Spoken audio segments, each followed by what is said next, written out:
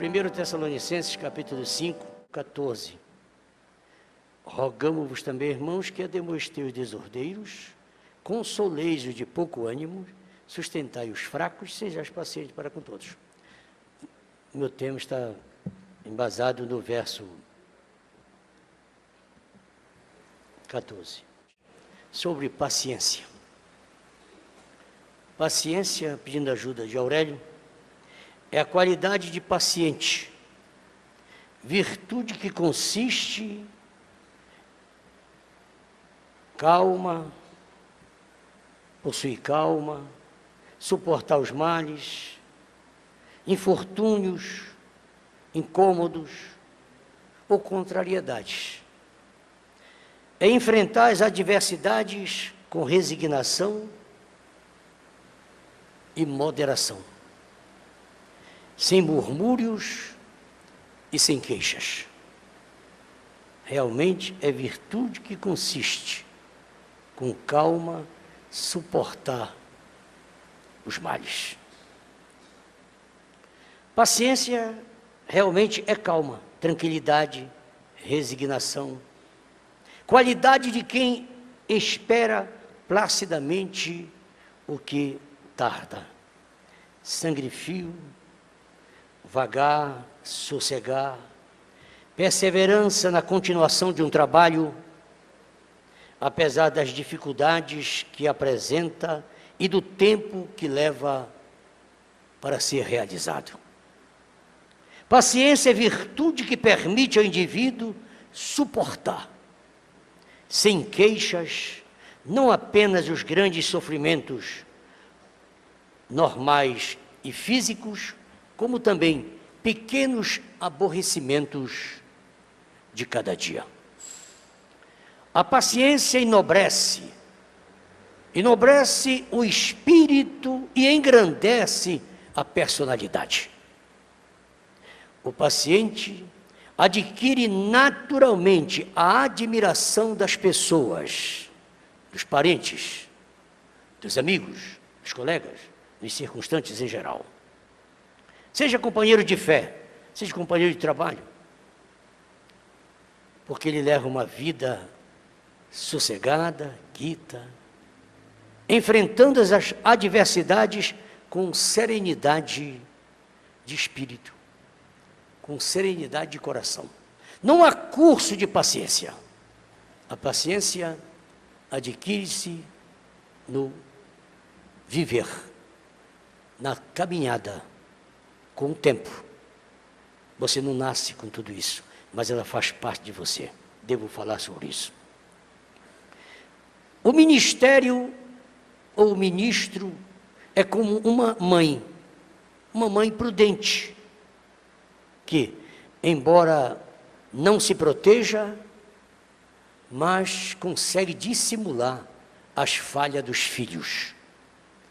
Prefere sofrer o dano de que ver a prole passar por dificuldade, até mesmo na prática, na alimentação. Conheço muitas mães que deixam de alimentar-se para deixar para os filhos, e até para alheios, e até para os netinhos. Ela se priva de certas vantagens, do luxo, de deitar cedo, de descansar. Eu sempre digo, quando eu vejo um filho muito traquino, muito desobediente, eu fico pensando, será que essa criança, esse rapaz, essa moça, esse senhor, essa senhora, pensou algum dia o tempo que a mamãe passou embalando, ali batendo no berço, embalando a redezinha, como nós aqui no norte do Brasil usamos muito, rede, na cama, as noites que passou no hospital, com essa criança asmática.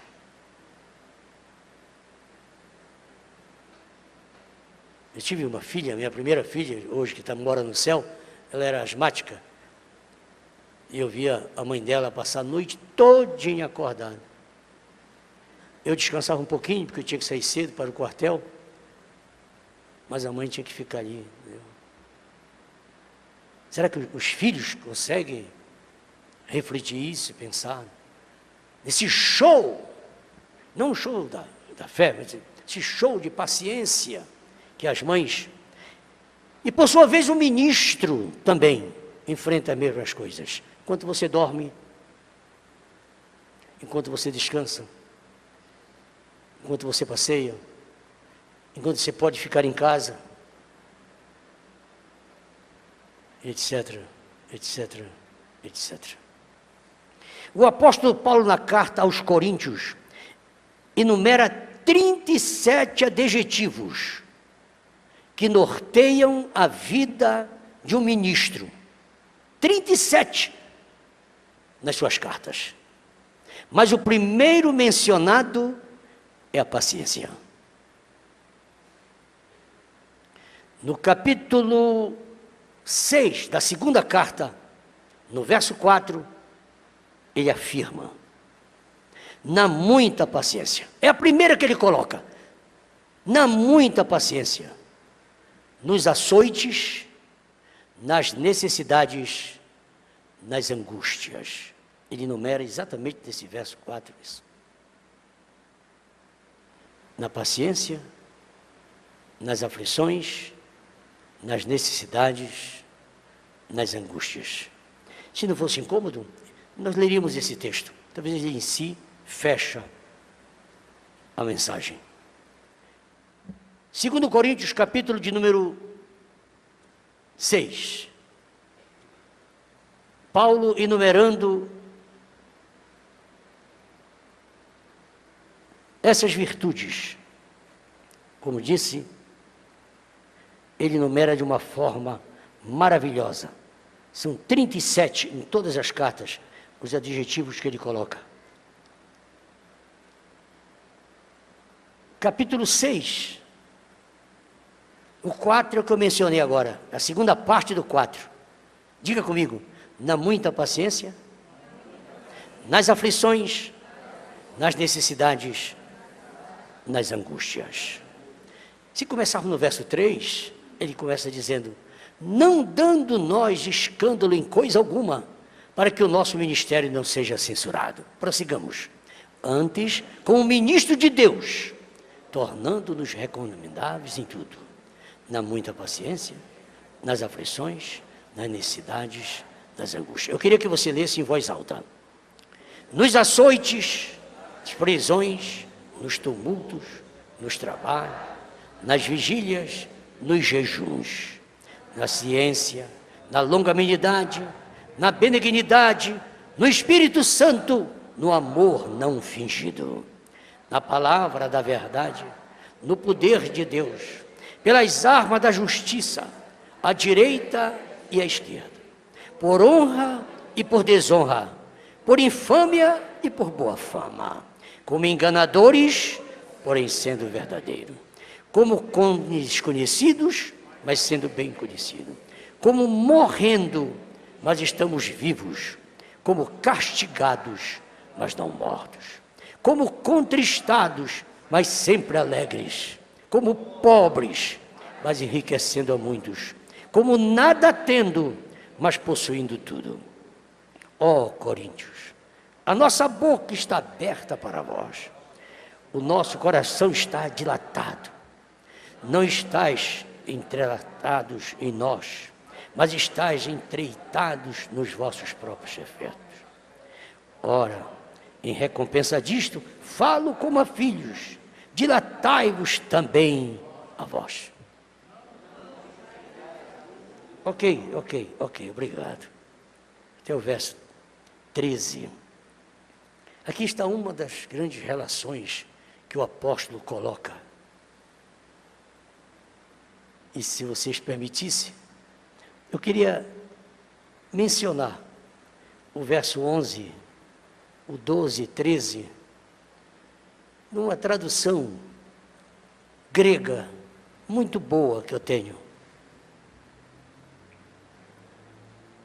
Que coisa linda esse cuidado de Paulo. Escute-me, por favor. No verso 11, ele diz: queridos amigos de Corinto, temos falado francamente e temos aberto completamente o nosso coração para vocês. Verso 12. Não temos fechado o nosso coração. Vocês é que têm fechado o coração de vocês para nós. 13. Eu falo com vocês como se vocês fossem meus filhos. Tenham por nós o mesmo sentimento, os mesmos sentimentos que temos para com vocês. E abram completamente o coração de vocês para nós. Eu parece que quando leio nessa tradução como li, parece que esse Paulo aqui eu conheço. Esse Paulo. O pastor José Ferreira Ribeiro dizia que em uma carta que ele escreveu à convenção, ele dizia que são 14 as virtudes reconhecidas pelos teólogos. São 14 as virtudes reconhecidas pelos teólogos. 3 são teologais, 3 são teologais, 4 são cardeais e 7 são morais. E a mais destacada de todas é a paciência. 14 virtudes reconhecidas dentro da teologia. Mas entre as teologais, entre as cardeais e as morais, exatamente vai aparecer a paciência. Constituem-se as teologais: fé, esperança e caridade.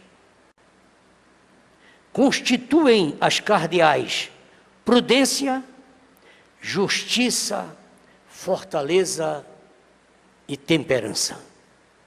Constitui as morais: humildade, renúncia, sobriedade, mansidão, diligência, castidade e paciência. Na carta aos Hebreus, no verso 26 do capítulo 10, diz o apóstolo: porque necessitais de paciência, para quê? Depois de haver desfeito a vontade de Deus, possais alcançar a promessa. Oh, que o Senhor nos ajude nesta manhã a sofrermos o batismo da paciência. Há uma paciência de virtude. É uma virtuosa paciência. É necessário muita paciência. Paciência com os parentes, paciência com os estranhos, paciência com os amigos e paciência com os inimigos, pelos quais devemos orar e alimentá-los. Paciência com os patrões, paciência com os empregados, paciência com os pobres, paciência com os ricos, paciência com os sábios, paciência com os ignorantes, paciência com os sadios e paciência com os estropiados. Paciência com os crentes e paciência com os ateus. Falei para vocês que não faz muito tempo que eu tive que fazer a cerimônia fúnebre de um ateu. A Igreja Católica não aceitou o corpo dele entrar na Igreja Católica, mas a família disse: venha aqui à casa funerária fazer a cerimônia do jornalista fulano de tal, porque ele sempre creu no Senhor, que o Senhor tinha paciência com ele.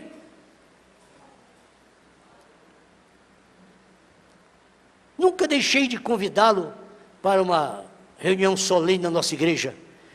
E nas minhas grandes batalhas jurídicas e jornalísticas, ele estava sempre presente, arregaçando a manga da camisa. E muitas das vezes usando da força, sendo ele militar, usando da força para me defender. Valeu ter paciência com ele. Paciência com as crianças. Paciência com os velhos. Paciência com as ovelhas. Paciência com os pastores. Tenhamos paciência, inclusive, conosco mesmo. E tenhamos paciência com Deus. Tem coisa que Deus não vai te responder logo.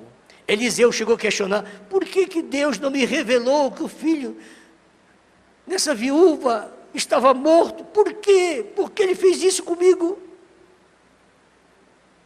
O irmão Brana disse: eu fiquei amuado com Deus. Quando aquela moça, após sofrer aquele naufrágio, por um minuto final ela não morreu. Grande intervenção tivemos para salvá-la, e ela salvou-se daquele naufrágio. Mas os dias se passaram e ela adoeceu com câncer. E o médico disse: não tem jeito, ela está desenganada. E nós fomos ao hospital e estivemos orando por ela, e Deus a curou de uma maneira misteriosa, milagrosa. Todos ficaram pasmos. E todos diziam: pela segunda vez ela foi salva do naufrágio e agora do câncer. E logo que ela estava saudável, repentinamente ela morreu. O profeta diz: eu perguntei muito para Deus, por que isto? Por que isto?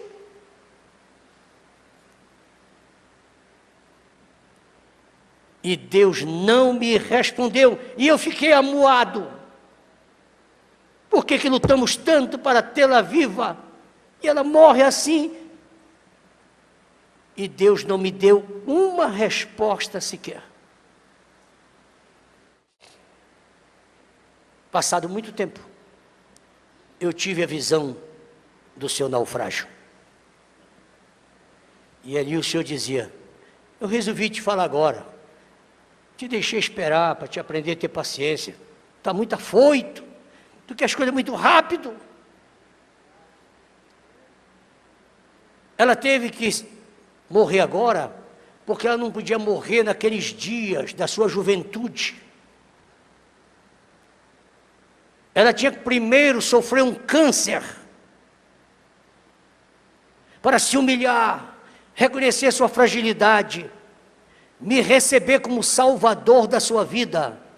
E agora que ela purgou os seus pecados em vida, reconheceu a mim como salvador da sua alma, e agora reconheceu que eu sou curador divino, quando ela tem total conhecimento que eu sou Salvador, que eu sou Cristo e que sou Senhor, agora eu pude recolhê-la, e a congregação aplaude a Jesus.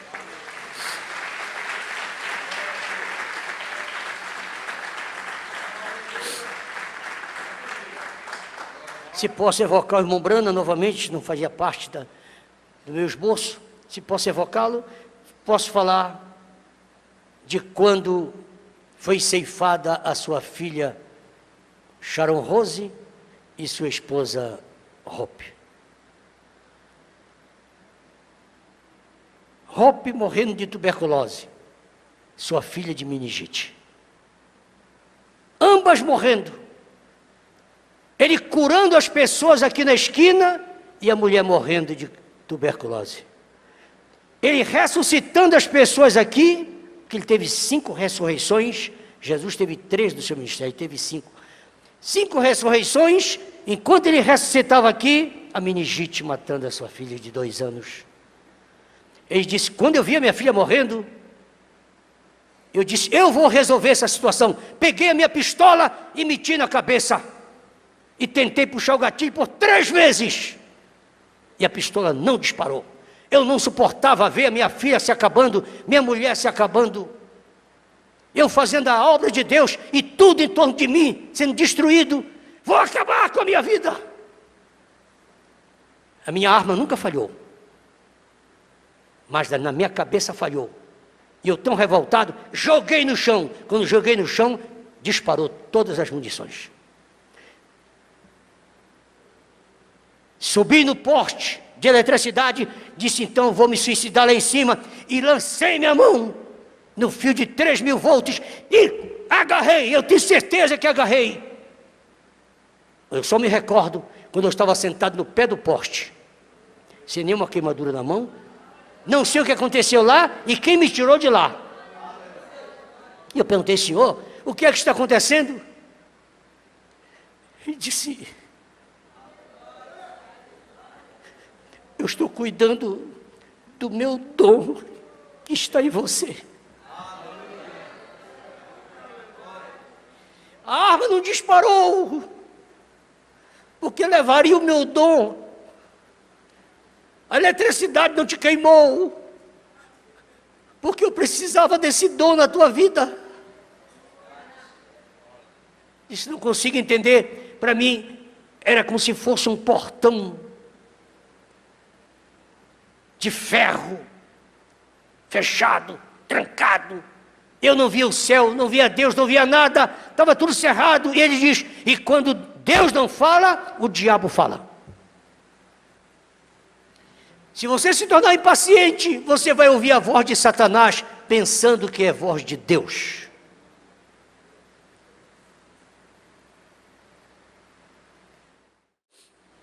E como Deus se calou, o diabo veio e falou, William Branham, até onde tu vai continuar com essa tolice? Não vale a pena servir esse Deus. Um Deus que não fez nada pela tua mulher, não fez nada pela tua filha. E tu vais continuar falando dele. E ele diz assim, ele estava falando a verdade. Ele sabia como me atingir. Ele estava contando exatamente o que eu estava vendo. Isso era real. Mas em dado momento, algo dentro de mim se moveu. E eu gritei, Deus me deu e Deus tirou. Eu vou encontrar Sharon em algum lugar, além do rio. Eu vou encontrar Hope em algum lugar, além do rio. Levantei-me e saí para as campanhas, cantando, somente crer, somente crer, tudo é possível, somente crer. Somente crer. Somente crer. Tudo é possível, somente crer. Tenhamos paciência conosco. Tenhamos paciência com Deus. Tenhamos paciência com tudo. O profeta diz que muitos homens, na mensagem de Shalom, Shalom, parágrafo 148 e 149, muitos homens saem impacientes, mas crendo que o tempo está próximo. A intenção é boa, mas nem sempre Deus te dá valor nas tuas boas intenções. Você pode estar sinceramente errada, justamente errado. Muitos homens saem para o campo impacientes, crendo que o tempo está próximo. Você tenta fazer algo dentro de ti, você coloca dentro de você mesmo aquilo. Não foi Deus que colocou, foi você que criou aquilo. Espere em Deus. Espera em Deus. Paciência é uma virtude. Aqueles que esperam no Senhor renovarão as suas forças. Não aqueles que tentam passar na frente do Senhor, mas aqueles que tentam aguardar a ordenação do Senhor. Estou lendo 148. Dizendo: Senhor, eu sei que tu queres que eu faça isto e aquilo, oh, glória a Deus. Não faça isso, tenha paciência. Não faça isso, espere nele.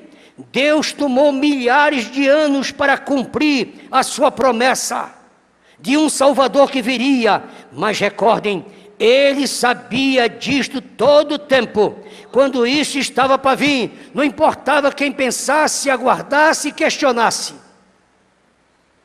Aquilo viria, aquilo teria que acontecer. O tempo que passaria, uma profecia como aquela de Isaías do capítulo 6, a maneira enfática como Davi, como Isaías diz, Isaías, eu estou vendo, eu vejo uma virgem conceber, e essa virgem vai trazer um Salvador, o seu nome será Conselheiro, Deus Forte, Pai da Eternidade e Príncipe da Paz. Está aqui, eu vejo. E passaram 700 anos, 712 anos,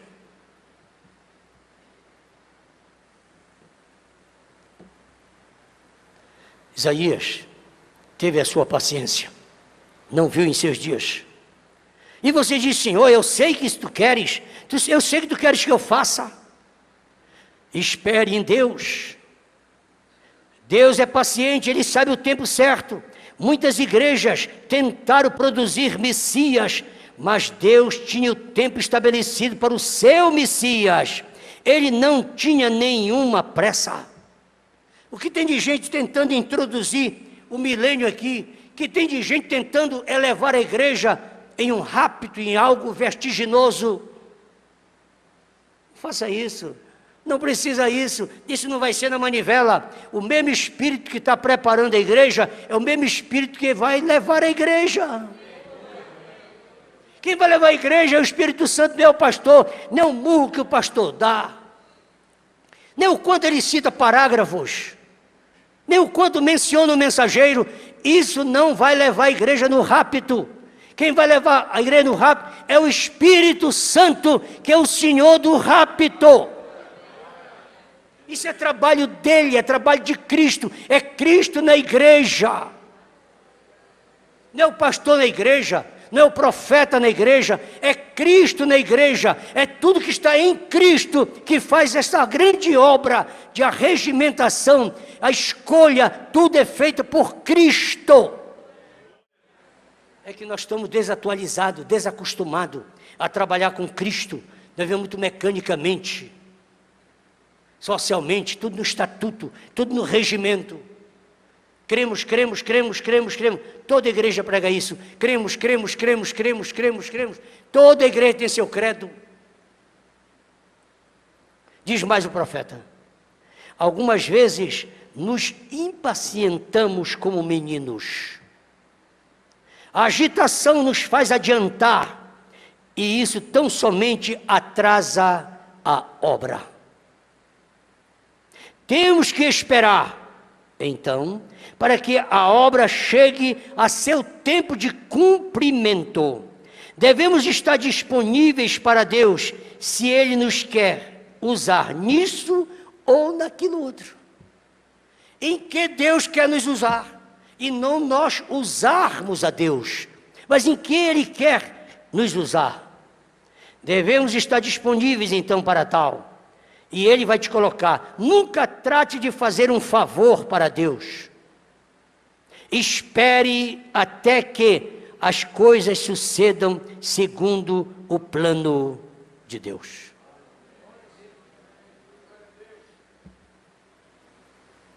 Sim, paciência, e uma genuína paciência.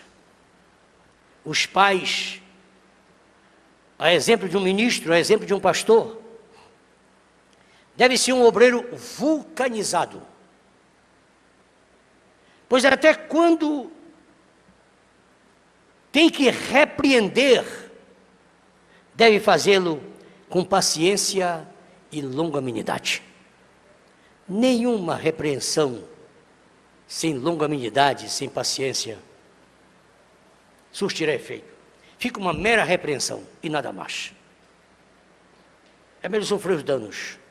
Disse Paulo, por que não sofreis vós antes o dano? Por que você não se sacrifica um pouco? Uma preciosa irmã uma vez me disse isso. E isso é muito presente para mim. Conte o seu jardim pelas flores, nunca pelas folhas caídas. Conte sua vida pelas horas alegres, nunca pelas tristes. Conte seus dias pelos sorrisos, nunca pelas lágrimas. Momentos e mais momentos de gozo e alegria pode cobrir todas as sobrecargas de momentos e momentos de lágrimas e tristezas.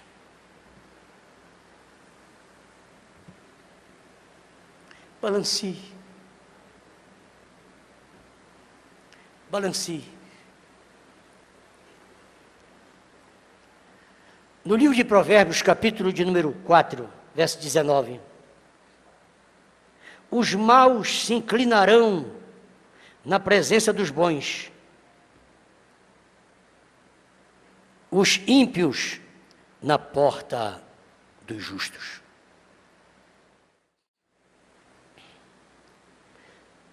Nada consola mais do mal que se sofre do que o bem que se faz. Como libertar-se do mal que te assola? Fazendo bem. O que fez com que Jesus expirasse na cruz, fazendo com que a terra se movesse, foi poder olhar para os seus algozes, para os seus adversários, fitar nos olhos daquele soldado romano que sentiu na ponta da sua espada o pulsar do seu coração, e só quando cravou a sua espada no coração de Jesus é que ele teve a revelação: verdadeiramente é o Filho de Deus. Quando Jesus já não podia mais falar. A exemplo dos próprios ladrões, Dimas e Gestas.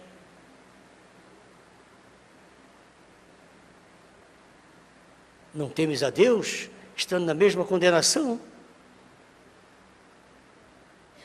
Estamos aqui por nossa falha.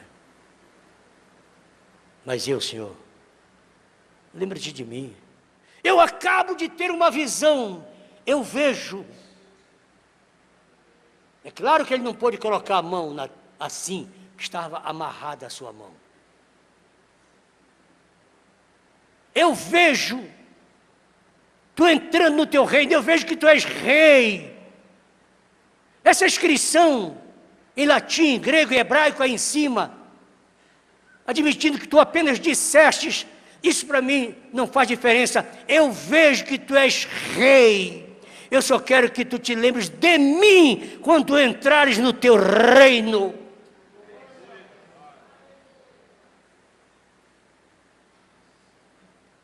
A resposta é a mais enfática possível, que deve ser a resposta de maior consolação que há no mundo cristão. Hoje mesmo estarás comigo no paraíso. Independente das falsas testemunhas de Jeová colocarem 2 pontos ali, dizendo que não há paraíso, até então, para aquele ladrão não fazia diferença. Ele entendeu isso. Hoje mesmo estarás comigo no paraíso. As testemunhas de Jeová dizem: eu te digo hoje, 2 pontos, que estarás comigo no paraíso. Que paraíso? Aqui na terra. Quando a terra aqui foi restaurada, quando isso aqui tudo for renovado após o milênio, e eu não sei aonde eles vão ficar durante o milênio, porque a Terra vai ser queimada até 30 metros de profundidade, tudo isso aqui vai desaparecer.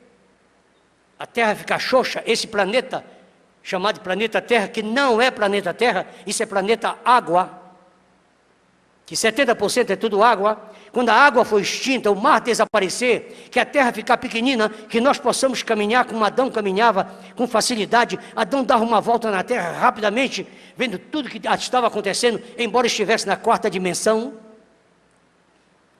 Isso vai ser restaurado, mas nós não estaremos aqui. Nós seremos arrebatados e passaremos 3 anos e meio com o Senhor nos ares, enquanto isso aqui sofrerá a sua reforma.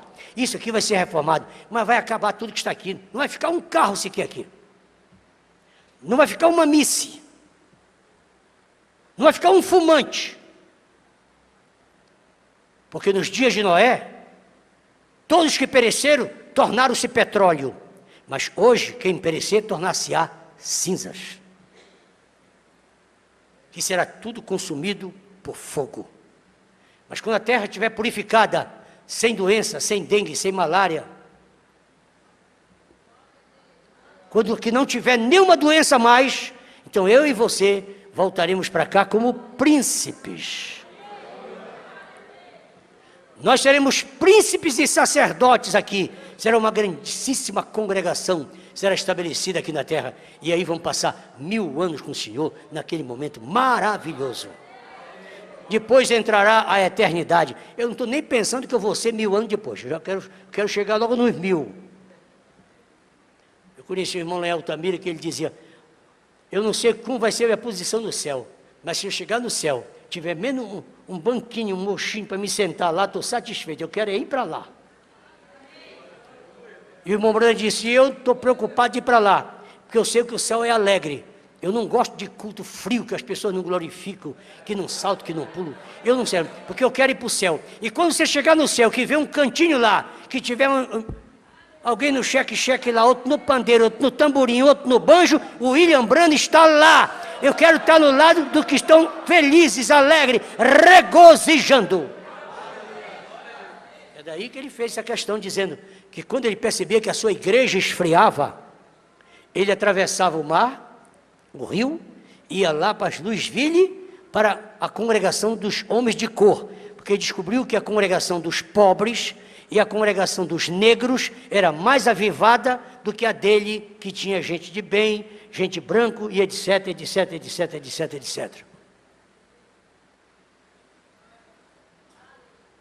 Tenha paciência. Seja paciente. Então, balancie essa situação toda. Nada consola mais do mal que se sofre do que o bem que se faz. Se você tem a oportunidade de fazer o bem, continue fazendo. Isso é fruto de quem tem paciência. É necessário a genuína paciência predominar, pois a falta de apoio ao dirigente, a falta de apoio ao líder do coral, a falta de apoio ao líder da banda, a falta de apoio à presidência da junta, a falta de apoio à administração, a falta de apoio ao serviço pastoral. Em toda e qualquer outra atividade, causa terrível desgaste. Não tem quem consiga suportar a falta de apoio. Deixa a paciência estourada. Por mais que você queira ser bom, mas a tua paciência esgota. Consequentemente, essa pessoa, o pai, a mãe, o ministro, ao perder a paciência, a sua habilidade de ajudar também enfraquece, esgota-se. Não tem mais um sorriso, não tem mais um sim senhor, não existe mais boa vontade, não existe mais ânimo, não há prazer. A sua glicose altera, a sua pressão arterial se eleva, seu coração para.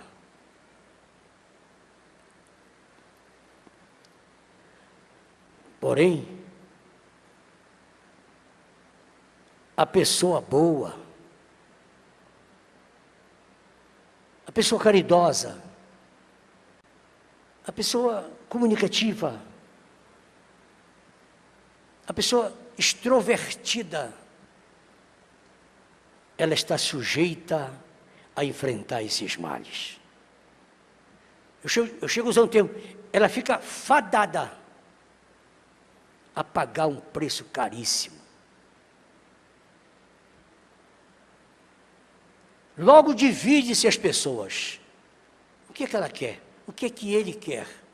Por que faz assim? Por que é assim? Se você quer sofrer, seja bom.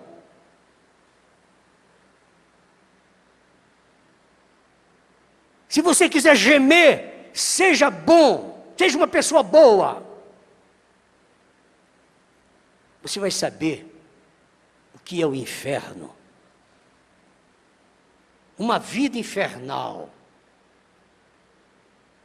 Me dê o nome de uma pessoa que já ganhou na loto, ou qualquer jogo desse que ganha seus milhões. Se você se lembra de algum que esteja vivo, provavelmente haja. Que esteja vivo. E se alguma pessoa que ganhou alguma fortuna em jogos, se porventura estiver vivo, me mostre um feliz.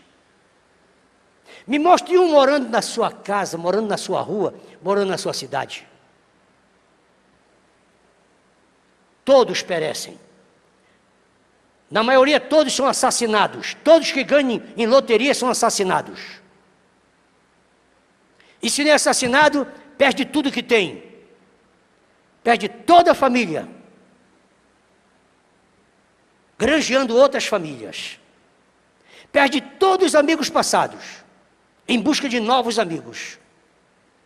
Você diz, por quê? Por que você aplica uma coisa com a outra? Porque ele, ao ganhar o dinheiro, se torna bom.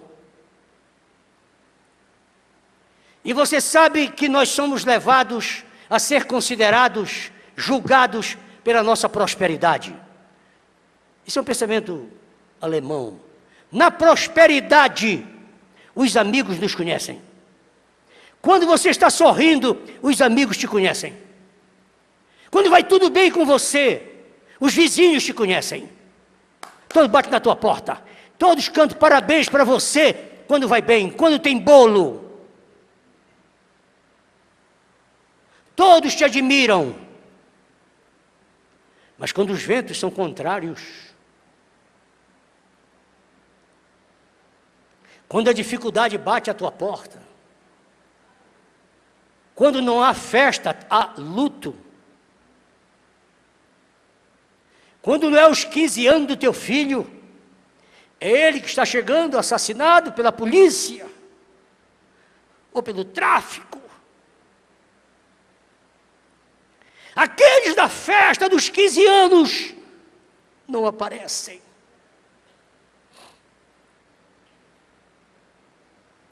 Eu disse no velório, ao encomendar o corpo do professor Eliakim Ribeiro, aqui em Belém, eu disse, eu quero ver aquela massa de 25 mil pessoas que seguiu Eliakim pelas ruas de Cachoeira do Arari, gritando, Lica, Lica, Lica, Lica, o homem mais aplaudido em Cachoeira, uma vida de 60 anos.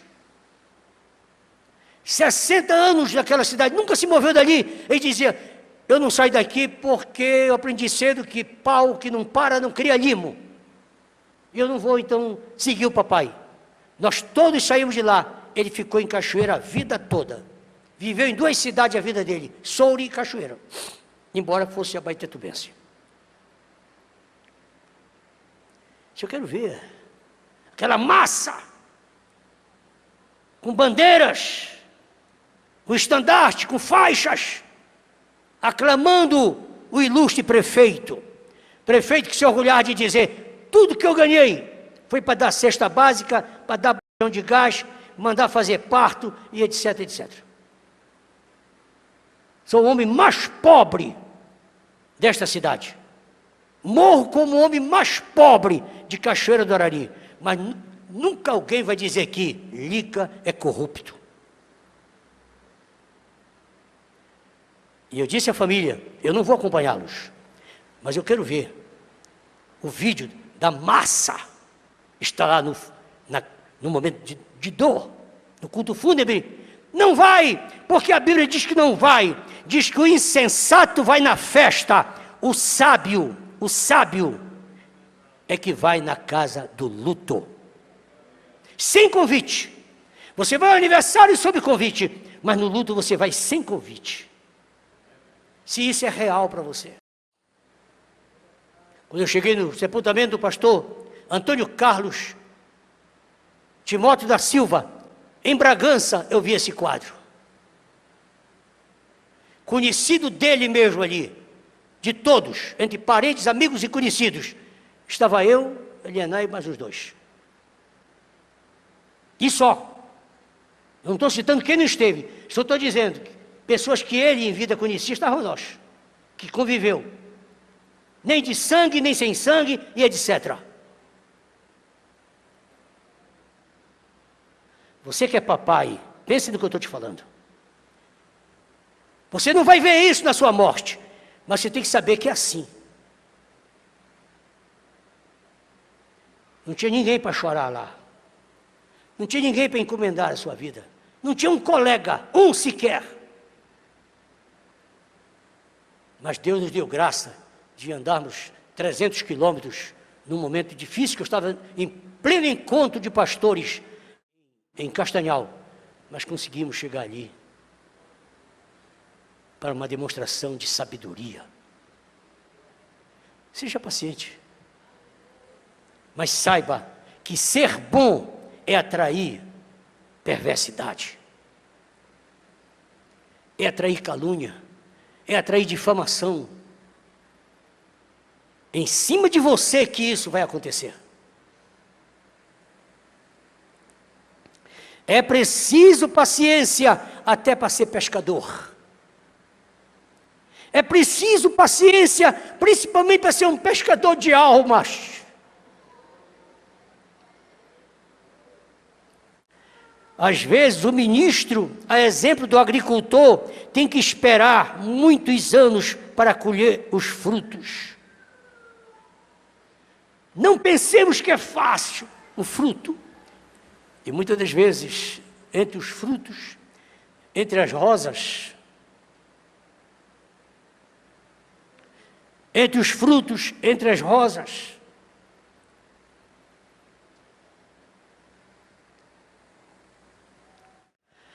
mas que Deus nos ajude, que a cada minuto que vivemos, desfrutemos bem, para não sacrificarmos, pois a impaciência, um minuto de impaciência, é um minuto também de infelicidade.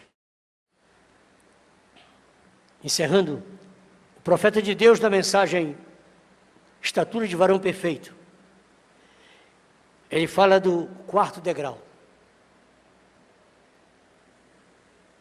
A gente pode ver nas eras a colocação que ele faz. Ao pregar sobre as 7 cores do cordeiro, como você vê nas eras, explicando o formato da pirâmide, ele coloca a paciência exatamente no quarto degrau.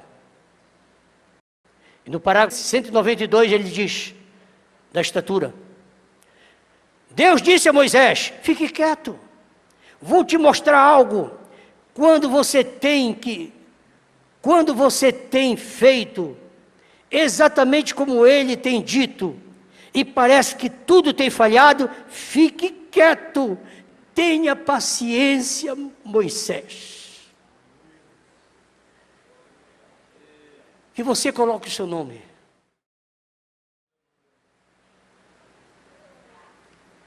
Que você coloque o seu nome.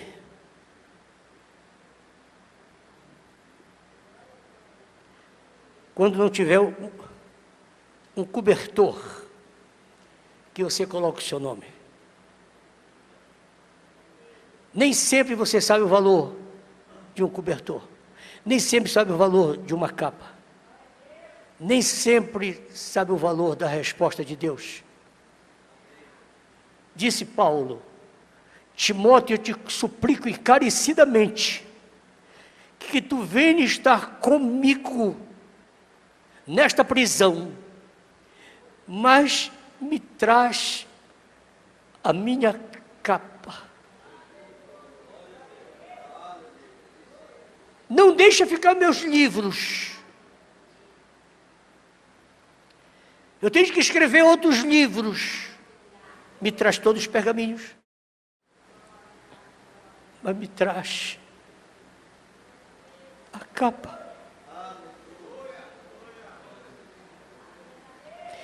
Só uma pessoa carente sabe o valor de uma capa. Só uma pessoa sob impacto de frio sabe o valor de uma capa. Você não tem frio, você não tem necessidade.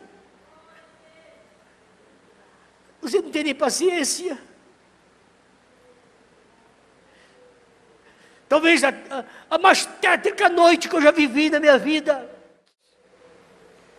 de frio, frio físico propriamente dito, foi naquela noite em Lisboa, quando eu tive que pernoitar debaixo de um caminhão, quando eu estava com destino para a África, e em frente àquela embaixada eu tive que pernoitar porque não tinha recurso para ir para o hotel, e não tinha como receber o visto para comprar passagens. E pernoitei debaixo daquele caminhão, e o único lugar que eu pude me abrigar ali, debaixo de 6 graus naquela madrugada, foi encostado no pneu traseiro do caminhão, porque dentro do carro estava congelado.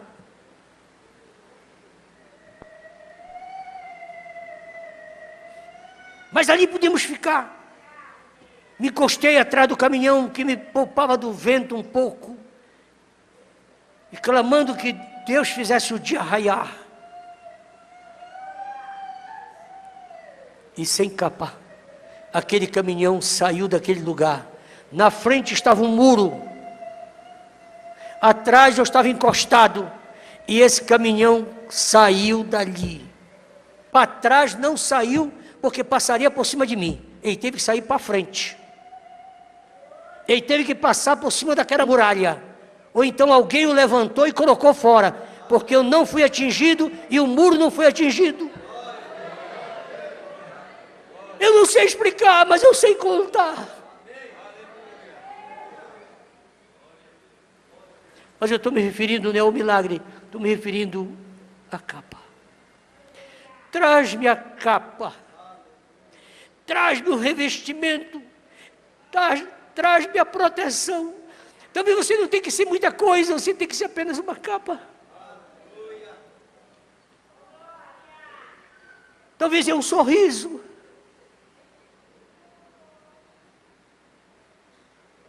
É um estreitar de mão. É uma moeda que você coloca no gasofilácio. É dizer, Deus te abençoe.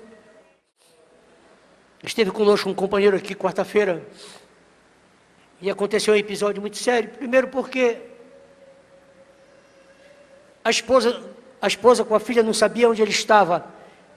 Ele já é um homem de 70 anos, saiu, veio aqui para a igreja, a convite, e ficou. E eles saíram procurando em tudo que é igreja e não o acharam. E chegaram aqui na frente da igreja, qual foi a surpresa da esposa e da filha? Olharam para cá, aí falaram com o diácono, é aquele senhor que está ali. O que está acontecendo com ele? Quem está abraçando todo mundo? Eles chegaram exatamente na hora daquela confraternização, e todos se abraçando. Eu nunca vi ele fazer isso. E ele vai para um lado, vai para outro. Ah, que coisa gloriosa. Aplaude a Jesus por isso. Se proporcionar isso a uma vida, a uma família, a uma pessoa.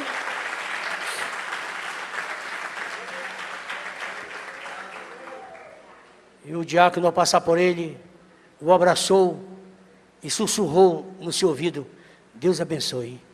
E ele saiu, foi lá para fora. Depois ele voltou, procurou o diácono. Irmão, o que foi que o senhor me disse? O senhor falou numa língua estranha, que eu não entendi. O que quer dizer aquelas palavras que o senhor disse? Disse, não falei línguas estranhas, eu só disse assim, o Senhor te abençoe. Irmão, o Senhor te abençoe? Eu sou crente há muitos anos, já fui pastor de muitas igrejas, eu estou nas assembleias, eu nunca tinha visto alguém dizer isso no meu ouvido, não, o Senhor te abençoe. Diz o teu irmão, o Senhor te abençoe. O Senhor te abençoe. Há pessoas que nunca ouviram isso, como dessa manhã, talvez tem pessoas que ainda não ouviu, embora saiba que o Senhor abençoa. Vamos dizer bem forte, o Senhor te abençoe. Vamos dizer aos nossos irmãos na internet, o Senhor te abençoe. Sabemos que é pela paciência que os sábios pesquisadores abrem caminho para o progresso humano. Os pais fortificam e aprimoram seu caráter, procriam e educam seus filhos. É a paciência que mantém os lares unidos e suaviza os atritos decorrentes da vida social. Havia um justo que dizia, a arte do sacrifício consiste na arte de saber sofrer. Menos padece o paciente, que a tudo se conforma, ao contrário do impaciente, que sofre duas vezes, uma pela razão em si do padecimento e a outra por não querer suportá-lo, o qual, por ser irremediável, aumenta sua tribulação. A verdadeira paciência é uma virtude, é uma determinação heróica da alma, é a mais elevada forma de paciência. A mais elevada forma de paciência é o desespero superado. Você crê? Você crê? Que Deus pode te batizar de paciência e você superar todo e qualquer desespero? O paciente não se amofina por contrariedade. É peculiar ao paciente aceitar as contrariedades com resignação, procurando contorná-las a seu modo. Resignar-se é saber esperar, transigir e conformar-se. É para aguentar sem maldizer antes as duras provas e adversidades, seja ela doença, injúrias, ingratidões, falsidade, traições, calúnia, difamações, seja lá o que for, tudo que vem à tona, isso fica para trás. Precisa ter realmente espírito superior ao comum do homem. Tem que ter o Espírito de Deus. Só as almas sazonadas e enflorescidas possuem esse Espírito maravilhoso que supera todas as adversidades. A irritação, a impaciência, é o desalento. Eles não podem superar problemas. Paciente, no sentido lato, quer dizer mesmo pacífico, resignado, submisso, conformado. O possuidor de tais predicados está a serviço da paciência, pois demonstra total domínio sobre ela. Eleva-se a compreensão espiritual, esplêndida disciplina moral, admirável contenção de si próprio sob o senso de submissão às contingências da vida. Dizia Jasper Ribeiro Teixeira, que agora está no céu, a paciência é sempre amarga, porém o seu fruto é doce. Vamos aplaudir a Jesus por isso.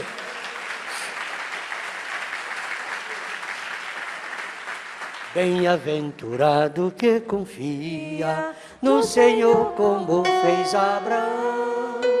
Ele creu ainda que não via, E assim a fé não foi em vão.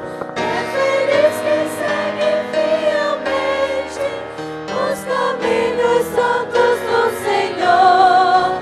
Na tribulação é paciente, esperando no seu Salvador. Os heróis da Bíblia Sagrada não fluíram logo seus troféus, mas levaram sempre a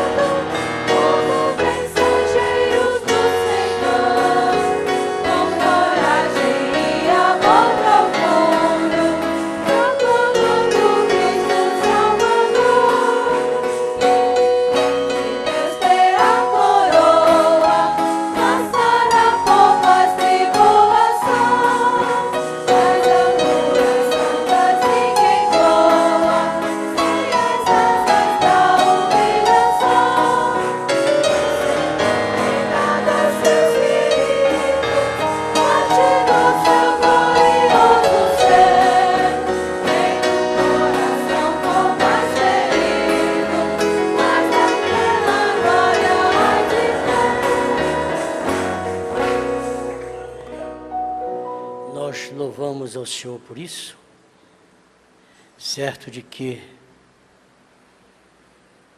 Ele nos batizará mais uma vez com essa paciência.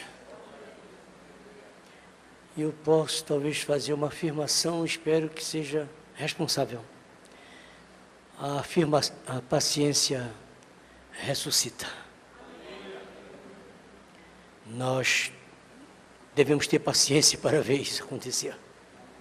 Não tem necessidade de se identificarem, não tiveram oportunidade, talvez por tempo. Oremos um pelos outros. Todos podem fazer a sua própria oração. Pastor Fernando, eleve ao Senhor, Deus, essa oração. Quero que todos façam a sua própria oração, tanto aqui como na internet. Proceda. Maravilhoso Deus e nosso Pai Celestial, nesta manhã, Senhor, uma vez mais estamos agradecidos, Senhor, porque o Senhor alimentou nossas almas, Senhor. O Senhor tem nos dado este alimento, Senhor, ó Deus, para engrandecimento do Teu santo nome. Que nesta manhã, Senhor, cada filho que recebeu esta palavra, Senhor, estes homens, essas mulheres, Senhor, que saíram dos seus lares, Senhor, que eles possam nesta manhã, Senhor, sair daqui tão abençoados, Senhor. Deus, que o Senhor possa abençoar o ministro desta casa, o pastor Eliezer, Senhor. Continua dando, Senhor, saúde, força, Senhor, resignação. Ó Deus, para este ministério, Senhor, que ele possa, Senhor, continuar sendo utilizado, usado, Senhor, na Tua mão poderosa, Senhor. Deus, o Senhor sabe o quanto nós precisamos, Senhor, deste ministro, Senhor. É através dele, Senhor, que o Senhor tem alimentado, Senhor, este rebanho, Senhor, nesse estado. Ó Deus maravilhoso, que essas almas, Senhor, possam sair daqui, Senhor, te glorificando. Que elas possam sair daqui, Senhor, enaltecendo o Teu santo nome, Senhor. Deus, que nós possamos nesta noite, Senhor, ainda cercar a Tua mesa, Senhor. Aqueles, Senhor, que não puderam chegar, Senhor, nesta manhã, que nesta noite eles possam chegar, Senhor, para cercar a Tua mesa, Senhor. Dar-nos força, Senhor, para tomarmos posse desta vitória que o Senhor tem nos dado, Senhor. Dar-nos força, Senhor, para continuarmos, Senhor, ouvindo a Tua palavra, Senhor. Ó Deus, que o Senhor permaneça com as Tuas mãos de misericórdia sobre nossas vidas, Senhor. Pai querido, abençoe o pastor João, Senhor. Abençoe, ó Deus, cada pastor nesta manhã, neste lugar, Senhor. Que o Senhor possa abençoar, Senhor, diáconos da Tua casa, os evangelistas, os cooperadores, Senhor, os zeladores da Tua casa, Senhor. Que o Senhor possa abençoar as nossas cozinheiras, Senhor. Ó Deus, as levitas, Senhor, que ficam na cozinha, Senhor, preparando alimento para Teus filhos, Senhor. Nós Te agradecemos, Senhor, em nome de Teu Filho amado, Jesus Cristo. Obrigado, Deus de misericórdia. Obrigado, Senhor. Eu falei agora sobre imersão, ou por aspersão, ou por imersão. Então me fez lembrar de um ilustre reverendo católico que estava pregando, e ele disse assim: eu quero convocar vocês para serem batizados com o Espírito Santo. Temos que ser batizados. Batismo não é simplesmente receber um vento. Batismo não é simplesmente receber um chuvisco. Um padre falando. Vocês entendem? Já que o padre batiza só com um pouquinho de água na cabeça. Olha, batismo só é batismo se você for imergido. Quem está falando é um padre. O padre diz que batismo é só com um pouquinho de água na cabeça, chama-se aspersão. Agora ele está dizendo, batismo você tem que ser imergido. Batismo é como se fosse sepultado. Você tem que mergulhar no Espírito Santo para ser batizado. Olha, se o Espírito Santo não te cobrir como o mar cobre, você não está sendo batizado. Pode, é concebível isso. Agora, eu chamo para essas coisas de trovão. Ele estava pregando nada para umas 10 ou 15 milhões, ou 20 milhões de pessoas pelo mundo afora. Olha, ele falou em 30 milhões, estou colocando 20 milhões. Mais de 20 milhões está ouvindo o padre dizer que o batismo é por imersão. Que o batismo a água tem que cobrir. Ferindo totalmente a teologia deles, que diz que é só colocar um pouquinho de água na cabeça. Ele não sabia o que estava falando. Aquilo é o Espírito Santo que vem e pega a boca de um padre e faz ele falar a palavra. O mesmo acontece com os pastores denominacionais. Eles não creem em certas coisas, mas Deus pega os lábios deles e faz eles pronunciarem as palavras de Deus. Vocês conhecem a história foi Caifás, que queria matar Jesus, queria detonar Jesus. E sabe o que ele disse? Mas vocês precisam saber que a Escritura diz que ele profetizou. Vocês não sabem que tem que morrer todo ano um justo para salvar os outros? Então, vamos matar esse Jesus. Tem que matar um. O que é que eu estou falando? O que foi que eu disse? Que ele quis tirar a palavra, foi tarde, ele já tinha dito. Foi o sumo sacerdote que profetizou que Jesus tinha que morrer para salvar. Ele estava dizendo que ia matar Jesus, porque Jesus era impostor, era um falso. Mas quando a palavra saiu dos lábios dele, saiu dizendo que Jesus era o justo, que Jesus era o Salvador, e é. Tem mais alguém que deseja ser batizado? O batismo é agora ou mais tarde? Se resolva. Pai, encomendamos teus filhos ao Senhor, toma o teu servo em tuas mãos, que seja uma bênção para o teu reino, e os demais que estão chegando agora, nessa tarde, para serem batizados, que assim seja procedido para a glória do Senhor nosso Deus. Dá-nos mais companheiros, homens e mulheres, para levarmos essa obra avante, em nome de Jesus Cristo. Que a graça do Senhor nosso Deus e a comunhão do Espírito Santo permaneça conosco, hoje para todo sempre.